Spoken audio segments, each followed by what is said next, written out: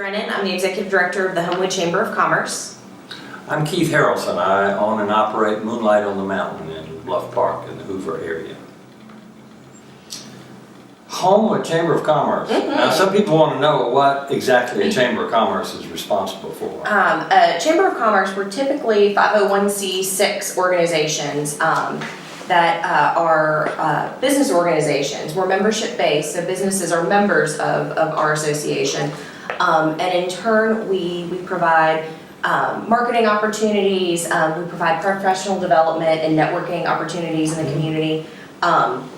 And you know, depending on the size of the chamber, there's a lot of other things that you can do as well.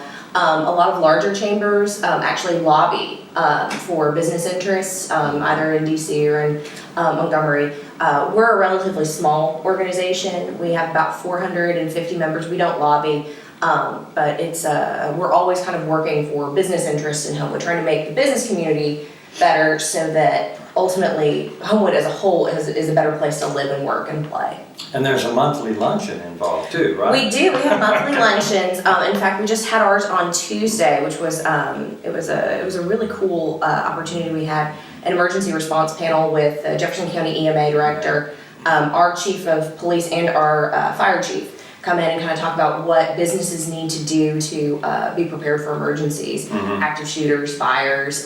You know, in this day and age, it's just amazing some of the things that you have to be prepared for, but that's kind of what the bottom line was, to be prepared. Oh, absolutely.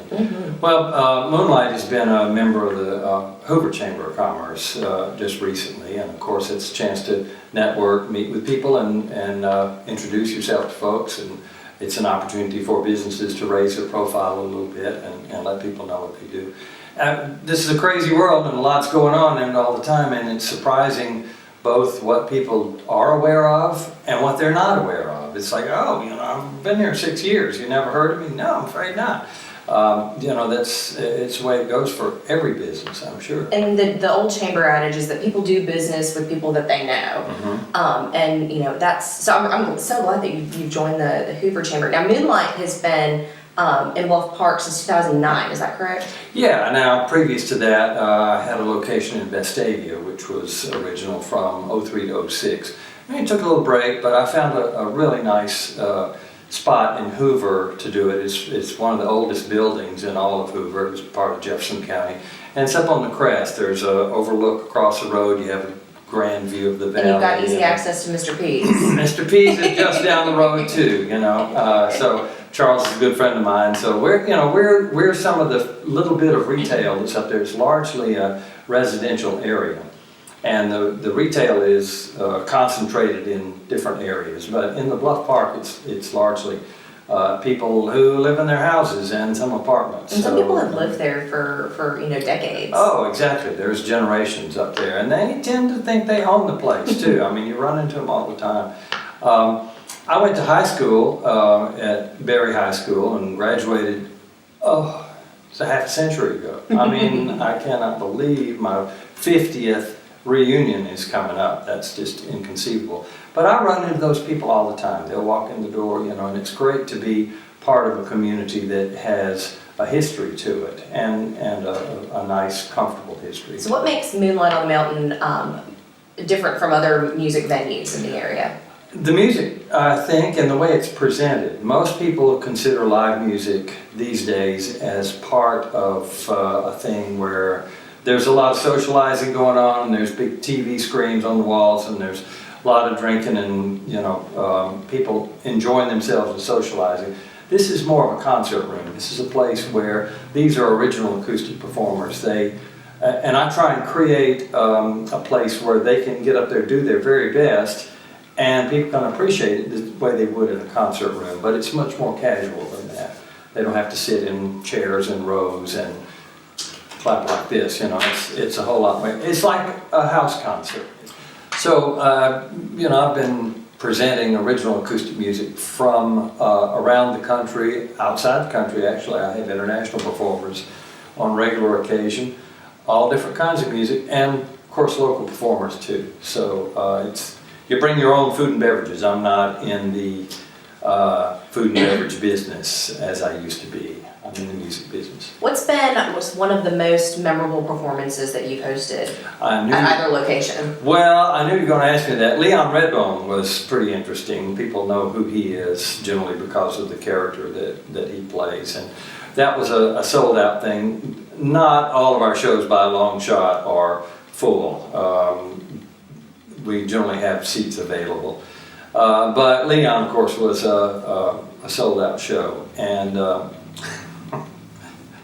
the man is always in character. Whoever he really is and whatever he does, you never know what to expect.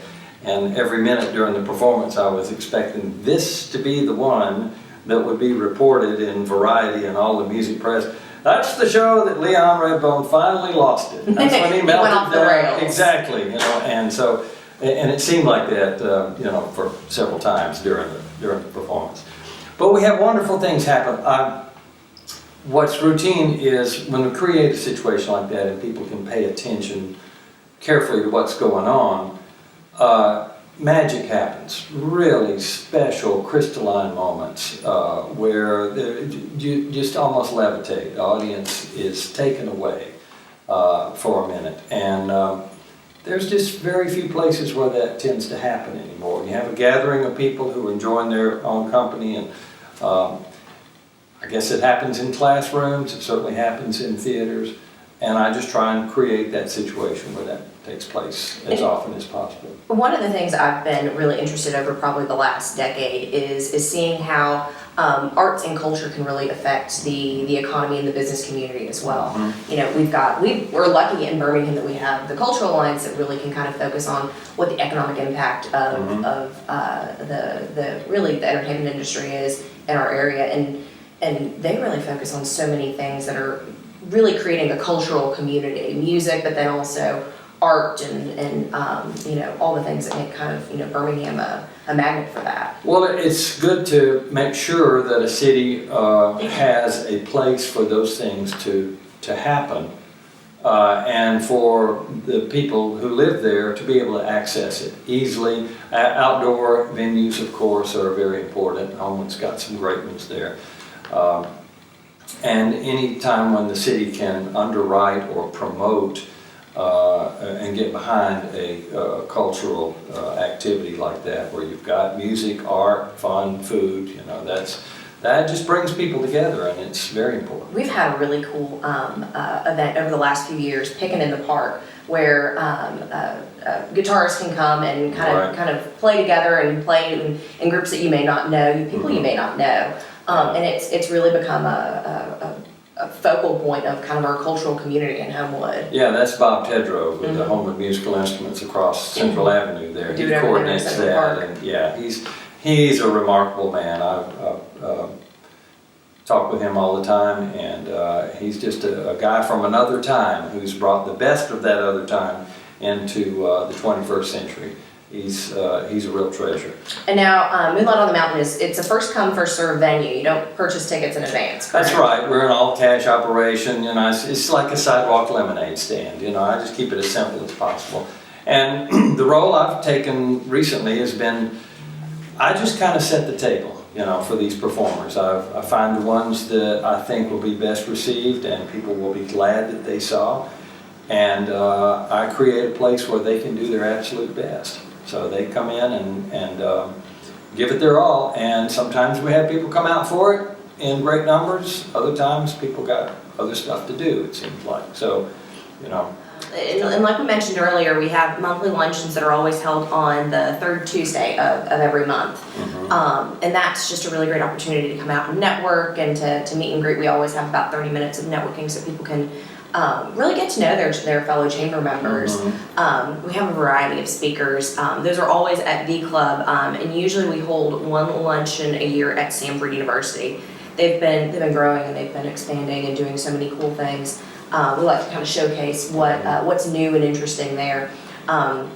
This last year, obviously, we went to the business school, which was just dedicated, and it's a beautiful facility. Oh, absolutely. Mm-hmm. But so we always have our monthly luncheons. We periodically do networking events. We've had a couple this year that have been really fun. We have one on April 5th at Gianmarco, so you know that you're going to have some good food available.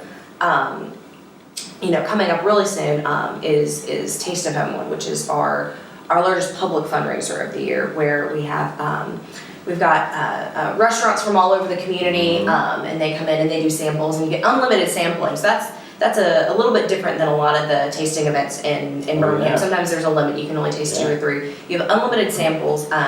We have really great support from Birmingham Budweiser and Alabeth, who come and bring in craft beer, and the Piggly Wiggly comes and brings in wine. Where are you going to do that? We do it at Rosewood Hall, right there in Soho Square. Oh, sure. So we have a large facility where we can really showcase all of the restaurants that Homewood has to offer, and it's a fundraiser for the chamber where we raise money so we can provide scholarships to Homewood students, but also perform economic development programs within our community. So it's a great way for the public to get involved kind of in the things that are going on in our community.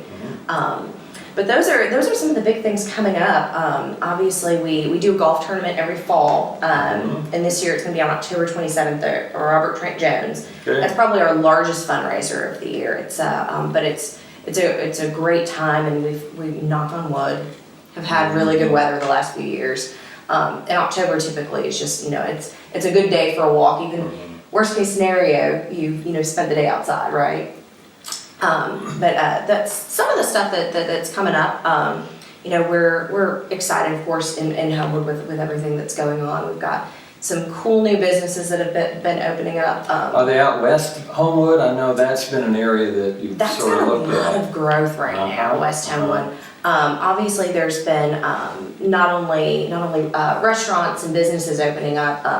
Open Raleigh opened up, I guess, early this summer, which is just fantastic. Their sandwiches are just killer. And Magic City Sweet Ice is right next door, which there's not a lot of real like Italian ice type businesses in Birmingham.